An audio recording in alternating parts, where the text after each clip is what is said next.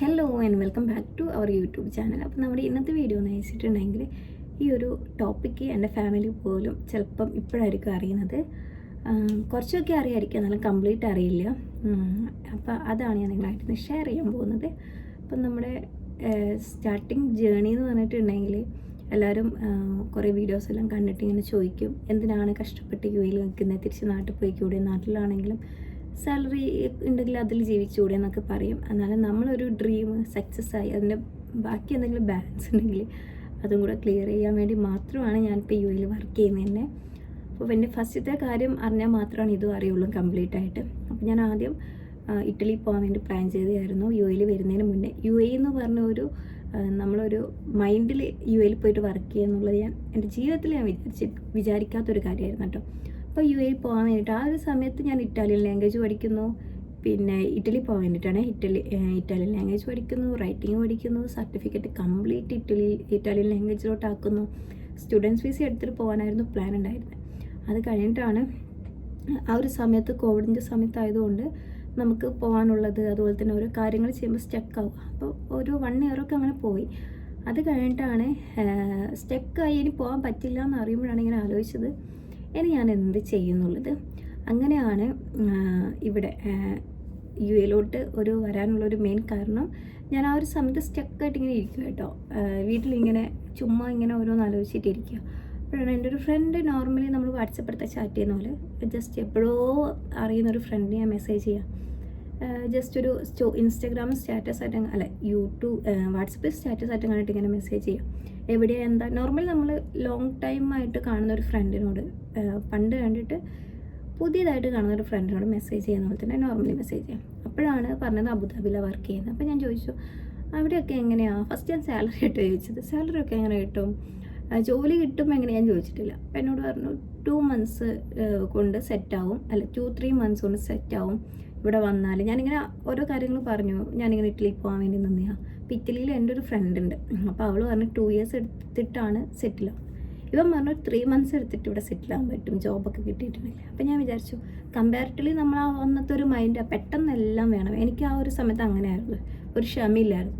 എനിക്ക് എല്ലാ കാര്യവും പെട്ടെന്ന് ചെയ്യണം, എല്ലാ കാര്യവും പെട്ടെന്ന് വേണം. അതുകൊണ്ടാണ് ഇപ്പം ഇങ്ങനെ ആയെന്ന് തോന്നുന്നു. അത് കഴിഞ്ഞിട്ട് ഞാൻ എന്ത് ചെയ്തു, നേരെ അവനുമായിട്ട് നല്ല രീതിയിൽ കമ്മ്യൂണിക്കേറ്റ് ചെയ്തു. ഞാൻ പറഞ്ഞു ഞാൻ ഇപ്പോൾ വരികയാണെങ്കിൽ എന്തായിരിക്കും സിറ്റുവേഷൻ. അപ്പോൾ ഒന്നും അറിയില്ല കേട്ടോ. ഇപ്പോഴാണ് നമുക്ക് ഇവിടെ എല്ലാ കാര്യങ്ങളും പിന്നെ ചെക്ക് ചെയ്യാൻ പറ്റും. ട്രാവൽസ് ആണെങ്കിൽ എല്ലാം പറഞ്ഞുതരൊക്കെ ചെയ്യും. ആ സമയത്ത് ആരും ഒന്നും അങ്ങനെ ഒന്നും കംപ്ലീറ്റ്ലി പറഞ്ഞിരുന്നില്ല. അപ്പോൾ അവൻ പറഞ്ഞു 3 months വിസ എടുത്തിട്ട് വരെ ഇവിടെ സ്റ്റേ, ഇവിടെയല്ല മീൻസ് എവിടെയാണോ പോകുന്നത് അവിടെ സ്റ്റേ ഒക്കെ അവൈലബിൾ ആണ്. പിന്നെ നമ്മൾ കുറച്ച് ഹാർഡ് വർക്ക് ചെയ്യണമെന്ന് നമുക്ക് നല്ല ജോലി കിട്ടും. അപ്പോൾ ഞാൻ 3 months കൊണ്ട് കിട്ടും.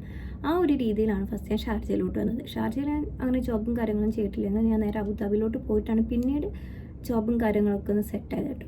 അപ്പോൾ ഈ ഒരു കാര്യം കേട്ടിട്ട് വന്നപ്പം തന്നെ എൻ്റെ മൈൻഡിലുണ്ടായിരുന്നത് വീടെടുക്കണം. അതിനുള്ള മെയിൻ കാരണമാണ് നമ്മൾ കുഞ്ഞിലെ പിന്നെ അമ്മയുടെ വീട്ടിലായിരുന്നു വന്നത്. അത് എൻ്റെ അച്ഛൻ്റെ വീടെടുത്തു കോഴിക്കോട്, അവിടത്തേക്ക് മാറി.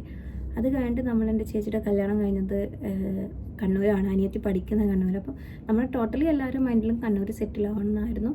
കണ്ണൂർ എനിക്ക് തോന്നുന്നു ഒരു 10 വർഷമൊക്കെ റെൻറ്റിൽ നിന്നിട്ടാണ് അഗൈൻ ഒരു വീടെടുക്കാനൊരു പ്ലാൻ എൻ്റെ മൈൻഡിൽ. ഫസ്റ്റ് എങ്ങനെയെങ്കിലും ഒരു വീടെടുക്കണം. അതിന് റീസൺ എന്ന് പറഞ്ഞിട്ടുണ്ടെങ്കിൽ എപ്പോഴും നമ്മൾ ഈ റൂം ഷിഫ്റ്റ് പോലെ തന്നെ വീടിങ്ങനെ എല്ലാ വർഷവും ഷിഫ്റ്റ് ആകുമ്പോൾ അമ്മ ഭയങ്കര വിഷമമാണ്. അമ്മയ്ക്ക് ഇങ്ങനെ സമയത്ത് ഇങ്ങനെ കരച്ചിലൊക്കെ, അമ്മ കരച്ചിൽ, പിന്നെ പുതിയൊരു ഏരിയ പോകണം, പുതിയ ആൾക്കാർ പരിചയപ്പെടണം. അപ്പോൾ ആ ഒരു സിറ്റുവേഷൻ വന്നപ്പോഴാണ് വീടെടുക്കണം, എനിക്ക് എങ്ങനെയെങ്കിലും ഒരു വീടെടുക്കണം, അങ്ങനെയായിരുന്നു. അപ്പോൾ ഇറ്റലി പോയിട്ടുണ്ടെങ്കിൽ നല്ല സാലറി കിട്ടും എന്നൊക്കെ വിചാരിച്ചിട്ടാണ് ആ സമയത്ത് ഇറ്റലി പോകാമെന്നൊരു ഒരു കൺട്രി ഞാൻ ചൂസ് ചെയ്തത്. അവിടെ പോയിട്ട് എന്ത് ജോലി ചെയ്യണമെന്ന് അറിയില്ല, ഒന്നും അറിയില്ല. ഇറ്റാലിയൻ ലാംഗ്വേജ് ഒക്കെ ഇരുന്ന് പഠിക്കുന്നത് മാത്രം. അങ്ങനെ അത് സ്റ്റോപ്പ് ആയപ്പോഴാണ് യു എയിലോട്ട് വന്നത്. യു എയിലോട്ട് വന്ന സമയത്ത് കഷ്ടപ്പെട്ടതിന് എന്താ പറയുക, അത്ര കഷ്ടപ്പെട്ട് തിരിച്ച് നാട്ടിൽ പോയാലോ എന്ന് ആലോചിച്ചപ്പോൾ ഞാൻ വിചാരിച്ചു വേണ്ട, ഒരു വർഷമെങ്കിലും പിടിച്ചേക്കാം, അല്ലെങ്കിൽ ഒരു 6 മാസമെങ്കിലും പിടിച്ചേക്കാം. 6 മാസം കൂടി പിന്നെ ഒരു 3 മാസമെങ്കിലും പിടിച്ചേക്കാം. അങ്ങനെ വന്നപ്പോഴാണ് വേറൊരു സ്ഥലത്ത് ജോലി കിട്ടിയത്. ജോലിക്ക് കയറി അപ്പം തൊട്ട് എങ്ങനെയെങ്കിലും വീടെടുത്താൽ മതിയുള്ള രീതിയിൽ എങ്ങനെയും ക്യാഷ് സേവ് ചെയ്യുക, അങ്ങനത്തെ കാര്യങ്ങളൊക്കെ ആയിരുന്നു ആദ്യം.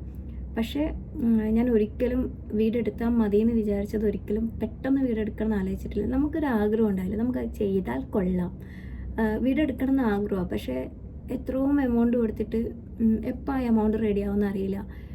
പിന്നെ എപ്പോഴാണ് അത് സെറ്റ് ആവുമെന്ന് അറിയാതെ ആണ് പിന്നെ എല്ലാ കാര്യങ്ങളും പ്ലാനിങ് എന്ന് പറഞ്ഞിട്ടുണ്ടെങ്കിൽ ഒരു വീടെടുക്കണം. ഇപ്പം നമ്മൾ പറയില്ല നമുക്കൊരു കാർ എടുക്കണം, അത് ചുമ്മാ നമ്മുടെ ഒരു ആഗ്രഹം. അതുപോലെ പക്ഷേ വീടെടുക്കണം എന്ന് നല്ല ആഗ്രഹം ഉണ്ടായിരുന്നു. പക്ഷേ അത് എവിടെ നിന്ന് എടുക്കണം, എന്ത് സ്റ്റാർട്ട് ചെയ്യും, ഏത് പ്ലേസ്, ഒന്നും അറിയാത്തൊരു സ്റ്റെക്കാണ്. പക്ഷേ അമ്മയ്ക്കും ഭയങ്കര ആഗ്രഹമായിരുന്നു വീടെടുക്കണം. പക്ഷേ എന്തോ ആ ഒരു ആഗ്രഹം കൊണ്ട് എത്തിച്ചത് ഒരു 2.5 വർഷം കഴിഞ്ഞപ്പോൾ, UAE വന്ന് 2.5 വർഷം കഴിഞ്ഞപ്പോഴാണ് വീട് വാങ്ങിച്ചത്. എനിക്കത് ഇപ്പോഴും ഒരു ഞാനും എൻ്റെ ഫാമിലി ഇപ്പോഴും വിചാരിക്കുന്നത് നമ്മളിപ്പോഴും റെൻറ്റിലാണ് നിൽക്കുന്നതെന്ന്. കാരണം വീട് എടുത്തു കഴിഞ്ഞിട്ട് നമുക്ക് ആർക്കും ഒരു ഹാപ്പിനെസ്, എന്താ പറയുക, ഹാപ്പിനെസ് കൊണ്ട് നമ്മൾ മൈൻഡിട്ട് സങ്കടത്തിൽ പോകാമെന്നറിയില്ലേ, അതുപോലെയായിരുന്നു.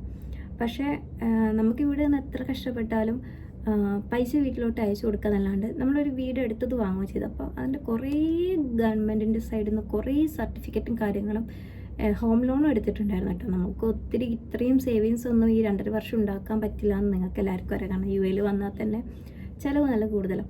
പക്ഷെ ആ സമയത്ത് ഹോം ലോണൊക്കെ എടുത്ത സമയത്ത്, ഹോം ലോണിന് വേണ്ടി അപേക്ഷിക്കുന്ന സമയത്തൊക്കെ ഒത്തിരി റിസ്ക് എടുത്തായിരുന്നു. അതെല്ലാം ആ ഒരു റിസ്ക് മുഴുവൻ എടുത്ത എൻ്റെ അമ്മയായിരുന്നു.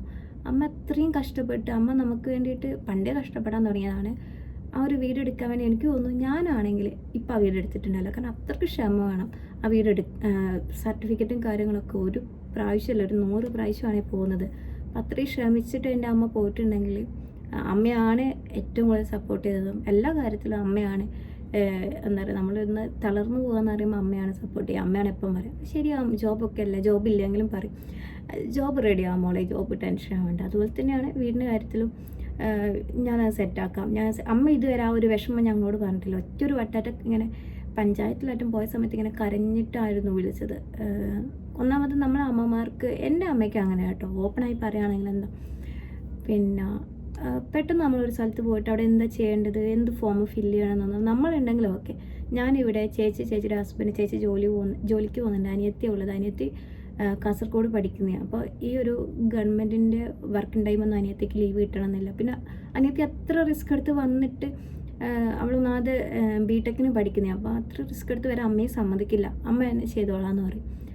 പിന്നെ ചേച്ചിക്ക് ഫാമിലിയൊക്കെ ആയി, ചേച്ചിയും ഒത്തിരി ഹെൽപ്പാക്കിന്. എന്നാൽ പോലും പെട്ടെന്ന് അമ്മയ്ക്ക് എവിടെയെങ്കിലും പോകാനുണ്ടെങ്കിൽ അമ്മ ഞാൻ ഒറ്റയ്ക്ക് പോയിക്കോളാം പറഞ്ഞിട്ട് അവിടെ എത്തുമ്പോൾ അമ്മയ്ക്കൊരു സ്റ്റെക്കാണ്, അമ്മ എന്ത് ചെയ്യണം പക്ഷേ അതിലെൻ്റെ അമ്മ പഠിച്ചത് തോന്നുന്നു ഇനി എവിടെ പോയാലും എന്തും സർട്ടിഫിക്കറ്റ് നമുക്ക് റെഡിയാക്കാൻ പറ്റുന്ന. കാരണം അത്രയും അമ്മയും റിസ്ക് എടുത്തു.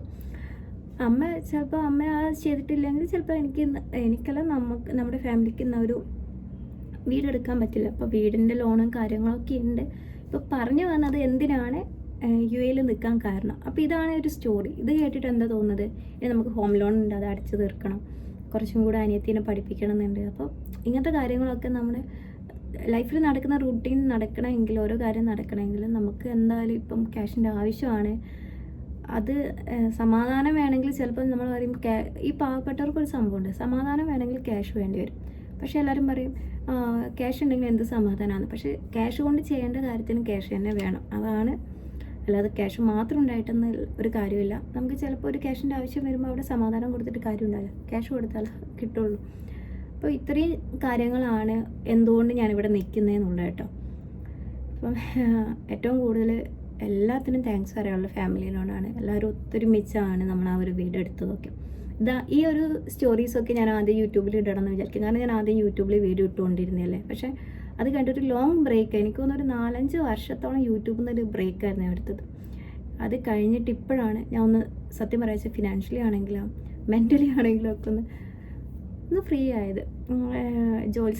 ജോലീൻ്റെ ആണെങ്കിലൊക്കെ ഒന്ന് ഫ്രീ ആയിട്ട് ഇരിക്കുന്നത്. എനിക്കൊന്ന് UAE വന്നതിന് ശേഷം 4 വർഷം കഴിഞ്ഞതിന് ശേഷം ഈ ഒരു UAE വന്നിട്ടില്ലെങ്കിൽ ചിലപ്പം ആ ഒരു വീട് എടുക്കാൻ പറ്റിയെന്ന് വരില്ല. അപ്പോൾ ഇതാണ് എന്നോട് ചോദിക്കുന്ന ക്വസ്റ്റ്യൻസിന് എനിക്ക് ആൻസർ നൽകാനുള്ളത്. നോർമലി ഇപ്പം ഞാനല്ല, നിങ്ങളാണെങ്കിൽ ഈ സ്ഥാനത്ത് ഇത് തന്നെ ചെയ്യുള്ളൂ. കാരണം നമ്മൾ ഒരു വീടായി, ഹോം ലോൺ ഉണ്ട്, എനിക്കത് തീർക്കണം എന്ന് എൻ്റെ ഒരു ആഗ്രഹമാണ്. നമ്മൾ ജോലി ചെയ്യുന്നു, ബാക്കി എല്ലാ കാര്യം ചെയ്യുന്ന കൂടെ തന്നെ എന്തായാലും ഈ ഒരു ഹോം ലോൺ തീർക്കണം എന്നുള്ളത്. പിന്നെ നമുക്ക് എന്തായാലും ഒരു ജോലി വേണം. എനിക്ക് ജോലി ചെയ്യാൻ ഇഷ്ടമാണ് എപ്പോഴും. എനിക്ക് അങ്ങോട്ടുള്ള ആരോഗ്യം ഉള്ളിടത്തോളം എനിക്ക് ജോലി ചെയ്യാൻ ഇഷ്ടം. അപ്പം ഇവിടെ ജോലി ചെയ്യുന്നതിന് അത്ര വലിയ ഇപ്പോൾ ഒരു ബുദ്ധിമുട്ടില്ല. ആദ്യത്തെ ഒരു 2.5 വർഷം 3 വർഷം സ്ട്രഗിളിങ് ആയിരുന്നു. അതിൻ്റെ കൂടെയാണ് ഈ ഒരു വീടിൻ്റെ കാര്യമൊക്കെ വന്നത്. എന്നാലും ഞാൻ പിടിച്ചു തന്നു. സ്ട്രഗിളിംഗ് എന്നൊക്കെ പറഞ്ഞാൽ അങ്ങോട്ടും ഇങ്ങോട്ടും തിരിയാൻ പറ്റാത്തൊരവസ്ഥയായിരുന്നു. പക്ഷേ ഇതൊക്കെയാണ് എൻ്റെ വീട്ടിലാണെങ്കിൽ ഞാൻ പറയാറില്ല അധികം ഇവിടുത്തെ കാര്യങ്ങളും സ്ട്രഗിളിങ്ങും കാര്യങ്ങളൊന്നും, കാരണം വീട്ടുകാർ വിഷമിക്കേണ്ട വിചാരിച്ചിട്ടാണ്. പക്ഷെ ഒത്തിരി സ്ട്രഗിൾ ചെയ്തതിന് ശേഷം ഒരു ഹാപ്പിനെസ് നമുക്ക് കിട്ടുമ്പോൾ അത് എൻജോയ് ചെയ്യാൻ പറ്റാത്തൊരു സിറ്റുവേഷൻ ആയിരിക്കും. ചിലപ്പോൾ നമ്മൾ ആ ഒരു സന്തോഷത്തിൽ നമ്മളെന്താ പറയുക സങ്കടപ്പെട്ടു പോകുന്നൊരവസ്ഥയാണ്. അങ്ങനെയാണ് ഫൈനലി ഒരു 2.5 വർഷം കഴിഞ്ഞപ്പോൾ നമ്മൾ കുഞ്ഞൊരു വീട്, നമുക്ക് നിൽക്കാൻ പറ്റിയ കുഞ്ഞൊരു വീടുണ്ടാക്കി. അപ്പോൾ നമുക്ക് നെക്സ്റ്റ് ഞാൻ ഈ ഒരു ടോപ്പിക്ക് ഇടണം വിചാരിച്ചിട്ടില്ല. കുറേ ക്വസ്റ്റ്യൻസ് വന്നപ്പോഴാണ് ഈ ഒരു വീഡിയോ ഇട്ടത്. നെക്സ്റ്റ് ഒരു വീഡിയോ എന്ന് പറഞ്ഞാൽ ദുബായിൽ എങ്ങനെ നമുക്ക് പെട്ടെന്ന് ജോബ് കിട്ടാം, പെട്ടെന്ന് ഇൻ്റർവ്യൂവിനൊക്കെ വരാൻ പറ്റുന്നതാണ്. എൻ്റെ ഒരു എക്സ്പീരിയൻസ് ആണ് ഷെയർ ചെയ്യുന്നത്. അപ്പോൾ നിങ്ങൾക്ക് ഈ ഒരു വീഡിയോ ഇഷ്ടപ്പെട്ടിട്ടുണ്ടെങ്കിൽ please do subscribe my channel. നമുക്ക് നെക്സ്റ്റ് ഒരു വീഡിയോ എടുക്കുകയാണെങ്കിൽ ഇനി അങ്ങോട്ട് എനിക്ക് യൂട്യൂബിൽ ആക്റ്റീവ് ആവുന്നുണ്ട്. നിങ്ങളും കൂടെ സപ്പോർട്ട് ഉണ്ടെങ്കിലാണ് എനിക്ക് പറ്റുള്ളൂ. Bye bye.